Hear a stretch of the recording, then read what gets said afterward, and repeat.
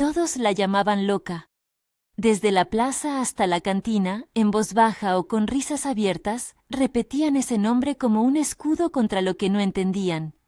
La mujer que vivía en la cueva de la ladera, sola y cubierta de hierbas, con un espejo rajado y una colección de piedras que guardaba como si fueran cartas de una vida distinta. Nadie imaginó que sería la única dispuesta a bajar por la tormenta. La mañana que todo cambió, empezó como otras. La ciudad despertó con el paso lento de los carros, con comerciantes que arrumaban telas y sacos de harina, con niños que corrían delante de sus madres y con los cuchicheos que se abanicaban entre los toldos. Desde la plaza, la montaña se veía azul todavía, como si la contienda del día fuera algo que sucedía a la distancia. En lo alto, en la pequeña hendidura entre rocas donde la gente prefería no mirar, Isabela encendía su fuego con paciencia y colocaba sobre la piedra una olla pequeña. Su cueva no era lujosa. 3 mantas bien dobladas, frascos con raíces y hojas colgados de una viga, una tablita que le servía de mesa. Allí, entre el olor a tomillo y a humo, ella vivía con la serenidad de quien ha aprendido a acompañar sus propios silencios. Isabela tenía manos fuertes, curtidas por recoger raíces en mañanas heladas y por lavar en el riachuelo cuando la ciudad guardaba el calor. Tenía también ojos que no se asustaban con la lluvia ni con la gente que la miraba con curiosidad o aversión. Cada mañana salía a buscar hierbas, hojas para hacer cataplasmas, flores para aliviar la tos, raíces que atemperaban los dolores de estómago. Cambiaba sus remedios por pan o por una manta cuando el invierno azotaba. No pedía favores, ofrecía auxilio. Más de una vez dejó al carnicero con la pierna vendada sin cobrar por ello, y más de una vez una madre volvió a casa con los niños menos llorosos después de una infusión que Isabela sabía preparar con mano experta. Pero en la plaza, donde la vida se miraba en espejos de conveniencia, aquello no bastaba. Le llamaban loca porque vivía sola, porque hablaba con las plantas como si cada una tuviese una historia, porque no iba a misa con el resto y porque su espejo, rajado como si lo hubiera partido la vida, no mostraba un gesto de vergüenza, sino una calma que confundía. Se habló de brujería en tono de misterio, se murmuró sobre antiguas supersticiones y se empujó la mirada hacia otra parte. Mariana, madre de 2 niños que iban a la escuela del pueblo, fruncía el ceño cuando su hijo pasaba demasiado cerca del borde del sendero que subía a la cueva. «No vayas a hablarle», decía, «es peligrosa». Enrique, el comerciante de telas cuya tienda despuntaba en la esquina, cambiaba de acera cuando pasaba cerca de la cueva. Lo hacía sin estridencias, pero lo hacía. Tenía una postura respetable, ese aire pulcro de quien mira por su nombre y por las paredes que ha levantado. No es que aterrorizara a nadie, pero en su tranquilidad cabía una reserva que encontraba fácil culpar a lo diferente. Pedro, su hijo, era de curiosidad ardiente y ojos sin dobleces. Al verlo mirar hacia la montaña con más interés que a los escaparates, Enrique le excusaba con una sonrisa corta. «No te distraigas con historias, muchacho». Isabela, sin embargo, no vivía en la ira ni en la amargura. Había aprendido a encontrar pequeñas alegrías. La risa de una urraca que se atrevía a acercarse a su fogata, el brillo de una piedra en su colección que recordaba la tarde en que la encontró, el olor del pan recién hecho que alguno le entregaba a cambio de una tintura. Y sobre todo, había aprendido a escuchar la naturaleza. Los cederos crujían de cierta manera cuando pronto vendría lluvia. Las nubes se tensaban como telas antiguas y las hormigas marchaban con ansiedad. Ella sabía leer señales que para otros eran solo señales del clima. Con esa sabiduría, reforzaba su puerta con cuerdas, colocaba una piedra mayor frente a la entrada para que el barro no entrara y guardaba, por costumbre, linterna y cuerda a mano. Era una tarde en la que el pueblo empezaba a cerrar los toldos, cuando el cielo cambió con una rapidez que no concedía tiempo a la costumbre. Primero vino un silencio espeso, una pausa en el murmullo de la ciudad. Después, un viento que arrancó los toldos y lanzó una lluvia que no se parecía ya a otra. Era una cortina de agua que punzaba, que pegaba como alfileres. Los perros, sorprendidos, ladraron sin encontrar a nadie a quien advertir. Los carros patinaban en el barro, los techos comenzaron a gemir bajo la fuerza del viento. Un toldo salió volando y golpeó una esquina dejándola mellada. Un poste de luz se inclinó y amenazó con caer. Desde la cueva, Isabela miró la ciudad transformarse en una escena de sombras y agua. Fue entonces cuando la vio. Una luz temblorosa que se movía a trompicones por la calle principal, y a su alrededor, figuras que luchaban por avanzar. Más allá, un grito seco se coló con el viento. Había 5 siluetas inmóviles, reunidas en un punto donde el barro había formado un charco profundo, un anciano que no podía ponerse de pie, una mujer con 2 niños pegados a su falda, y un muchacho joven que trataba desesperadamente de arrastrar a alguien bajo un panel de madera que había caído. Alguien había intentado refugiarse en una vieja caseta, y el techo había cedido, atrapando a quienes estaban adentro. Isabela comprobó con la mirada la distancia, las piedras sueltas y el sendero. Sabía que bajar significaba exponerse, que la tormenta no perdonaría, que una caída sería posible, y sin embargo, hubo una decisión en su rostro que no necesitó explicación. Bajaría. Bajar al pueblo en ese momento no tenía nada de heroísmo cinematográfico. Era tarea de alguien que conocía cada curva de la ladera, que sabía dónde la roca asomaba y dónde el barro engañaba. Isabela tomó su linterna, amarró su capa y ajustó en un saliente la cuerda que había preparado la tarde anterior. El viento buscó detenerla desde la primera zancada, arrancándole la capa de los hombros y tirando del cabello contra la cara.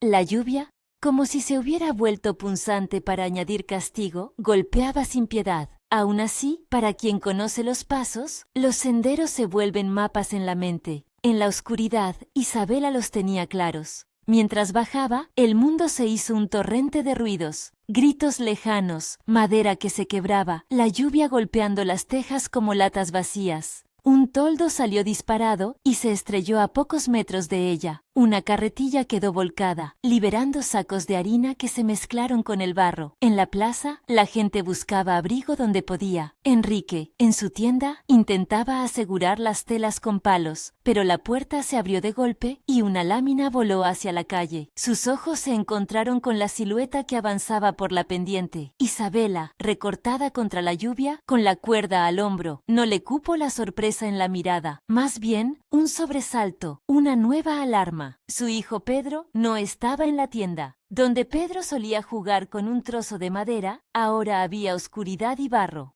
Llegó al punto donde yacían los 5. El viejo respiraba con dificultad, su cara era un mapa de aristas. La mujer, temblando, sujetaba a sus niños como si fueran lo único que detuviera el mundo. El joven no dejaba de intentar liberar a alguien debajo del panel. Isabela no perdió tiempo en preguntas. Con voz firme, por encima del rugido de la lluvia, comenzó a dar órdenes con la autoridad de quien sabe moverse cuando la calma se ha ido. «Pedro, sujétame la cuerda», dijo sin buscar a quien perteneciera ese nombre aún. Pedro, sorprendido por oír su nombre en la garganta de la montaña, respondió con un tirón. Era él, el muchacho, empapado, con la mirada abierta por el miedo. El mismo que susurraba a la plaza y que tantas veces había observado la cueva desde la distancia. No era casualidad, la vida tiende a cruzar trayectos. Juntos improvisaron un plan elemental. La cuerda sería el sostén para poder jalar al anciano sin arriesgar la espalda. Unas tablas servían de palanca para alzar el panel. Una pala rota sería cuña. Era trabajo áspero, áspero como la tormenta. Las manos empapadas resbalaban, las uñas se llenaban de barro, el cuerpo se doblaba. En un momento, una ráfaga furiosa casi se lleva a Pedro, arrastrando su cuerpo hacia un charco profundo. Isabela no lo dejó, lo sostuvo por el antebrazo con una fuerza que sorprendió tanto a él como a los testigos más cercanos.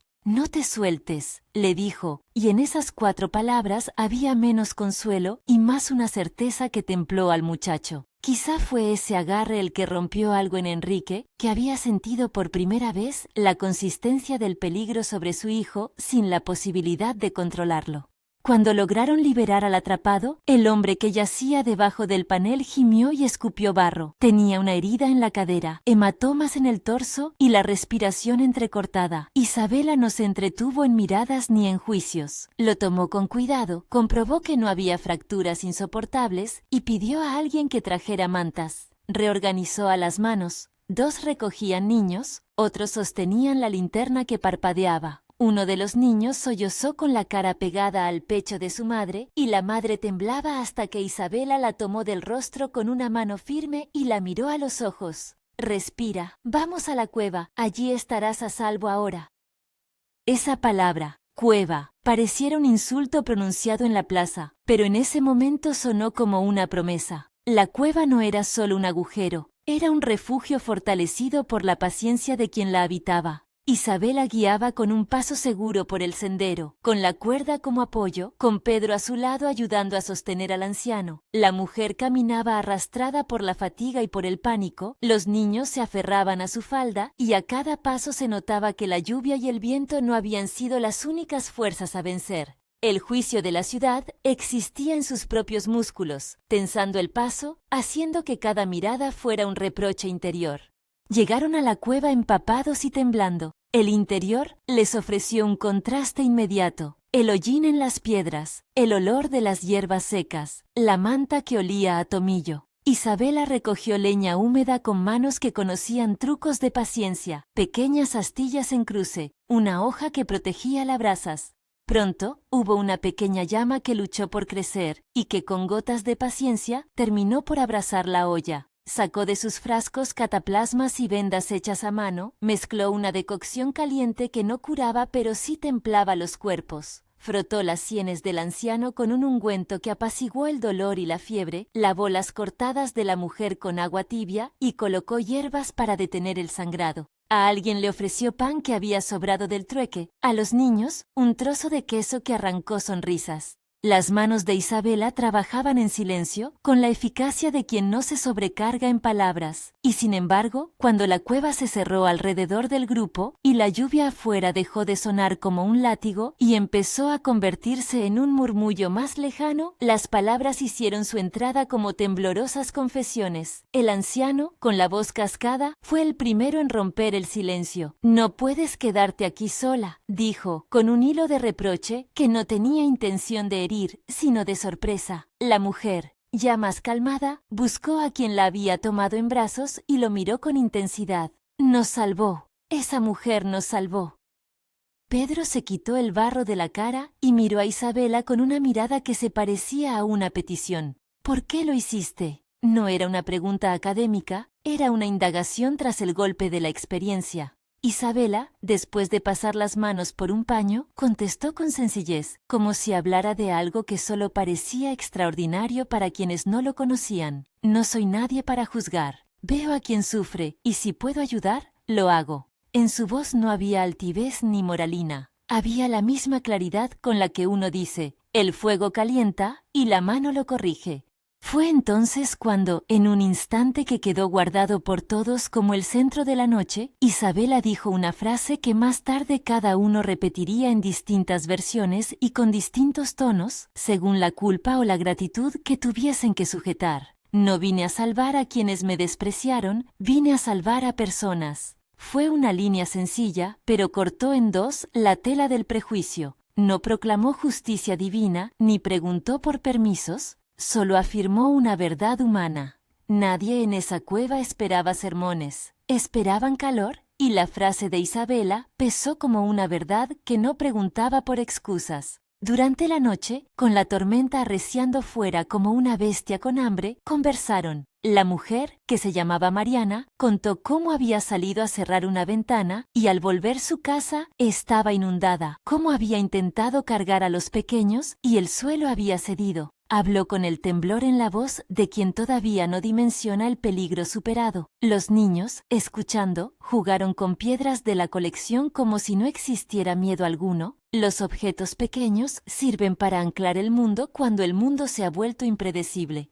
Pedro no cayó, expresó lo que una noche así despierta en la gente joven, la verificación de que los cuentos de la ciudad no son todo. Siempre pensé que si pasaba algo, la gente tendría a alguien como tú. dijo, con la franqueza de quien sabe que le costará admitir que se equivocó. Enrique llegó al amanecer, empapado y con barro en las botas, con las manos marcadas por haber intentado buscar por su cuenta. Quería agradecer, pero las palabras se le quedaron cortas. Más que crédito, llevaba un gesto que la ciudad necesitaba, la disposición a reconocer. Se dejó caer sobre una roca y observó la cueva como quien descubre un paisaje que ha estado frente a sus ojos y que nadie le había enseñado a ver.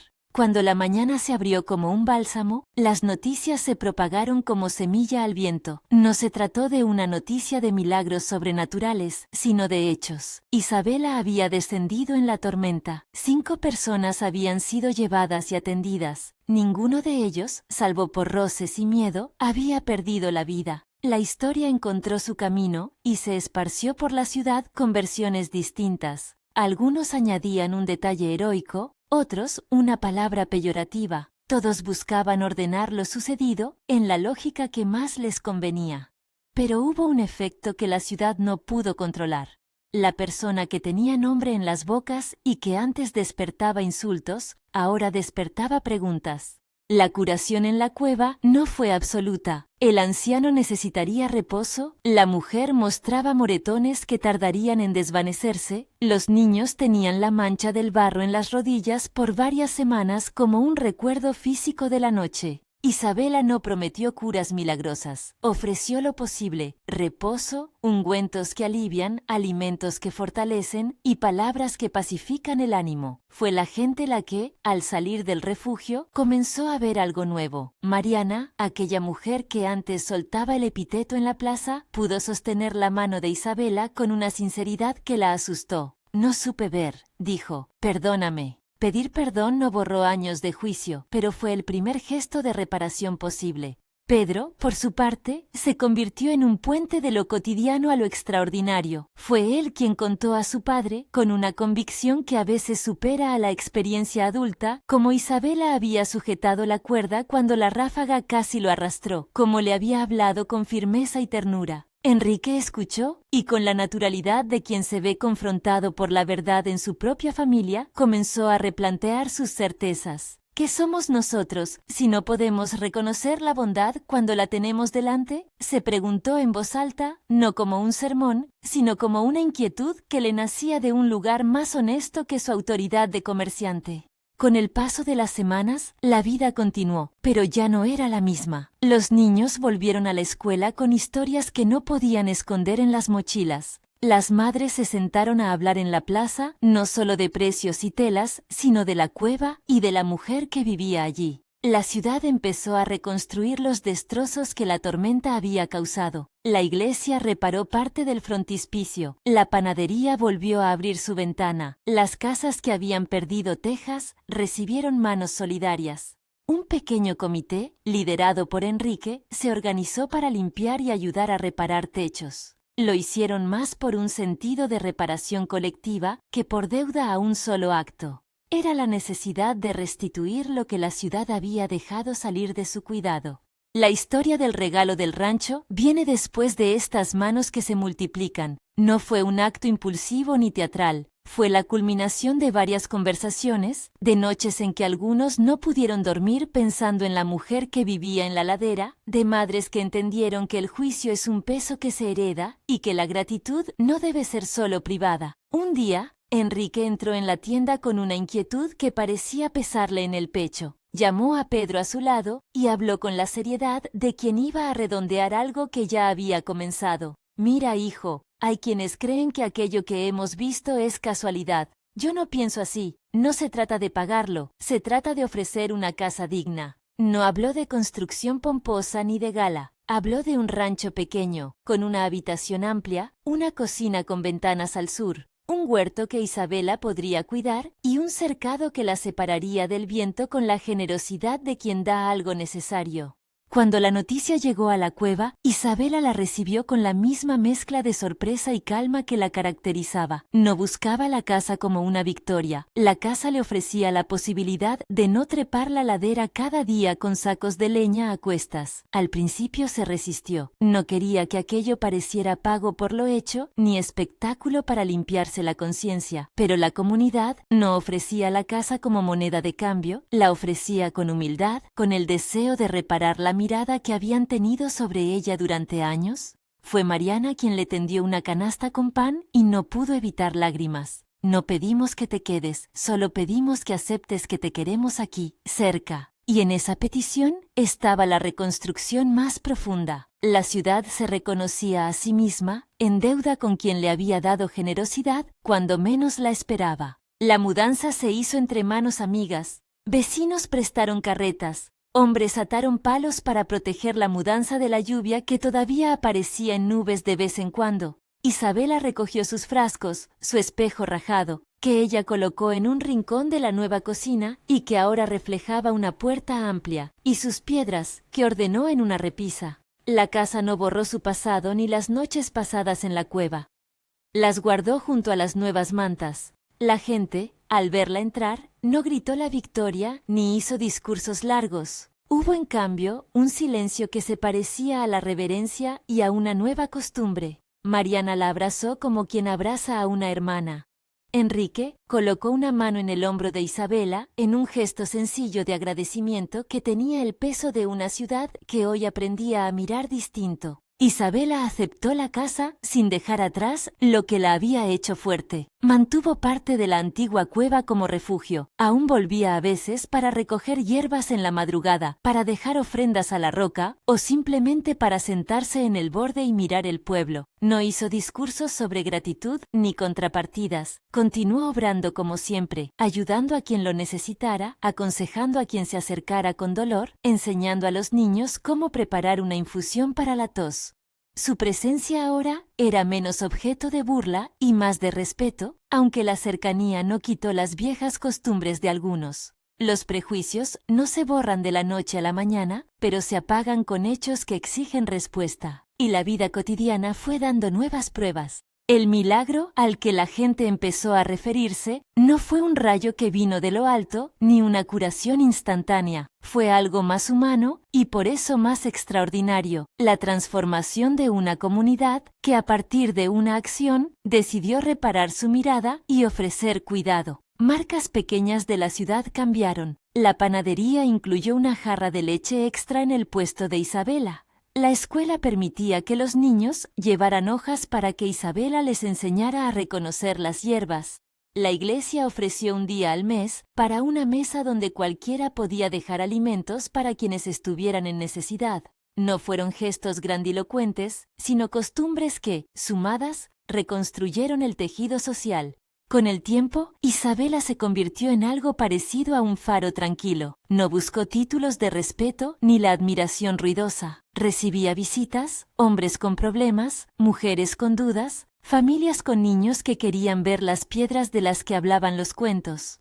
Contaba historias sencillas sobre las plantas y las estaciones. A veces, sus lecciones no eran más que un gesto, mostrar cómo cortar una rama sin dañar la planta. Cómo preparar un ungüento para una ampolla, cómo sentarse a la vera de otro sin pedir explicaciones.